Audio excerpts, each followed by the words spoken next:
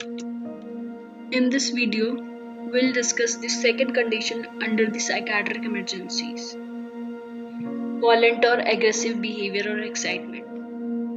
This condition we can see in many mental disorders.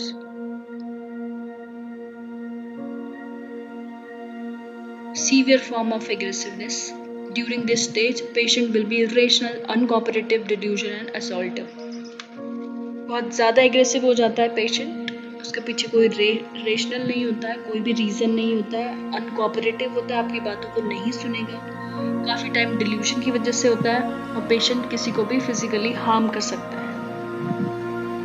Etiology या कौन कौन से डिसऑर्डर्स के केस में एग्रेशन मिलता है? Organic psychiatric disorders. Organic psychiatric disorders like dementia, delirium, Wernicke-Korsakoff psychosis.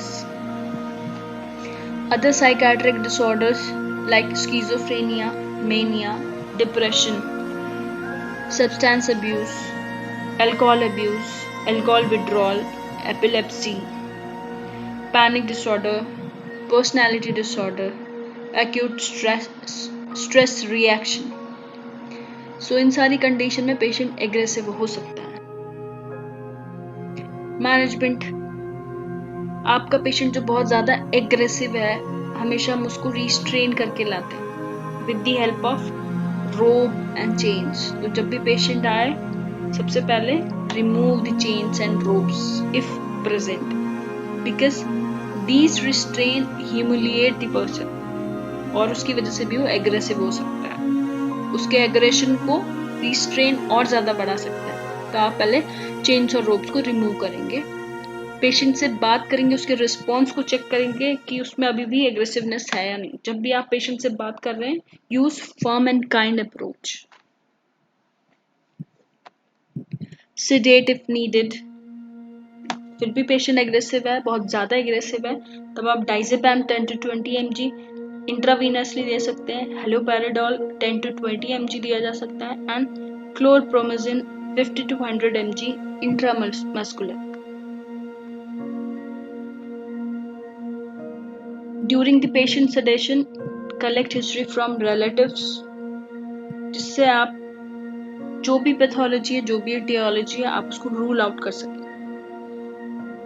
We need to ask history regarding convulsions, fever, recent intake of alcohol and consciousness fluctuations. Complete physical examination should be carried out to check any kind of injury. Send blood specimen for hemoglobin, total cell count, etc. Dehydration and malnutrition के लिए भी patient को आप check करेंगे, evidences देखेंगे। अगर dehydration present है, malnutrition present है, देन आईवी ड्रिप स्टार्ट की जाएगी। पेशेंट के रूम में कम फर्नीचर होनी चाहिए और जितने भी शार्प इंस्ट्रूमेंट्स है वो आप रिमूव कर देंगे, या ropes, glass items, ties, strings, match box, जिसकी वजह से पेशेंट किसी को भी हार्म कर सकता है, उन सारे इंस्ट्रूमेंट को आप पेशेंट के रूम से हटा देंगे।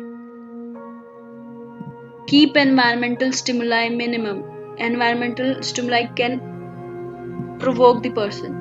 तो आप इन सारे स्टिमुलाइज को रिमूव करेंगे, जैसे कि लाइट प्रॉपर होनी चाहिए, अननेसेसरी नॉइज नहीं होना चाहिए। पेशेंट को एक सिंगल रूम असाइन करेंगे if possible.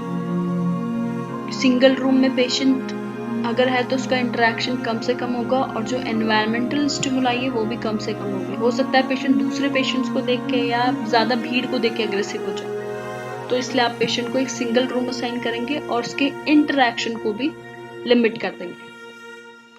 Hazards object substances आप पेशेंट के आसपास से हटा देंगे ताकि आप किसी भी टाइप की पॉसिबिलिटी एक्सीडेंट की उसको कम कर सकें। पेशेंट के साथ आपको रहना है।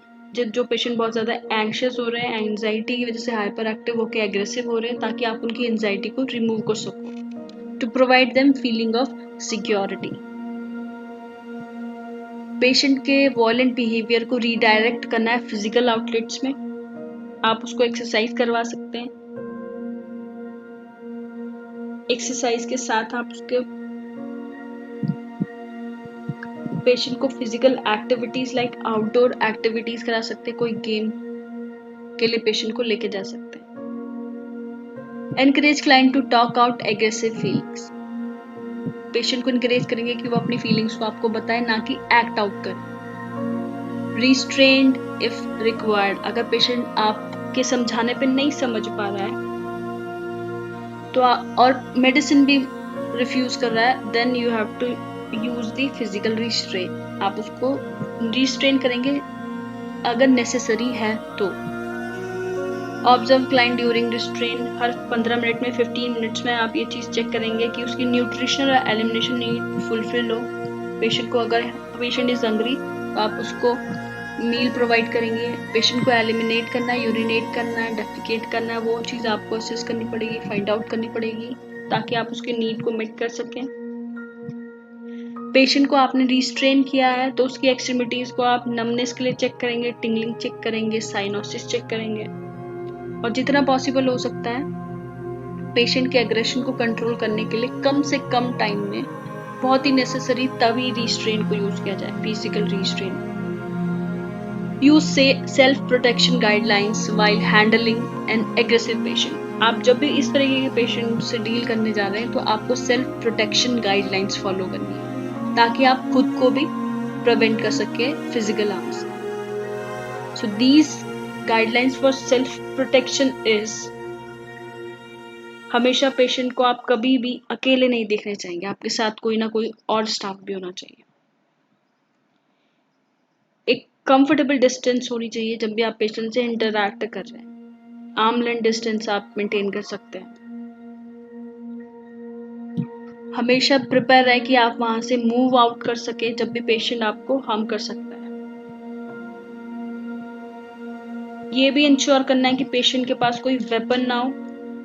अगर उसके पास वेपन है तो आप उसको साइड में टेबल में रखने के लिए या फ्लोर में रखने के लिए बोलेंगे, ना कि आप उससे फाइट करना स्टार्ट कर देंगे।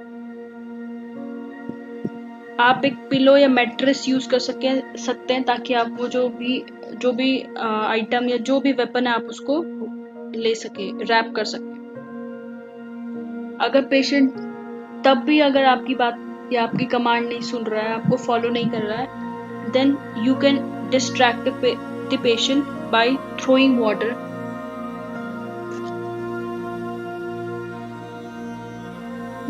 Then you can use the antipsychotic drug for the patient for calming down effect. So here we have completed this one. Thank you.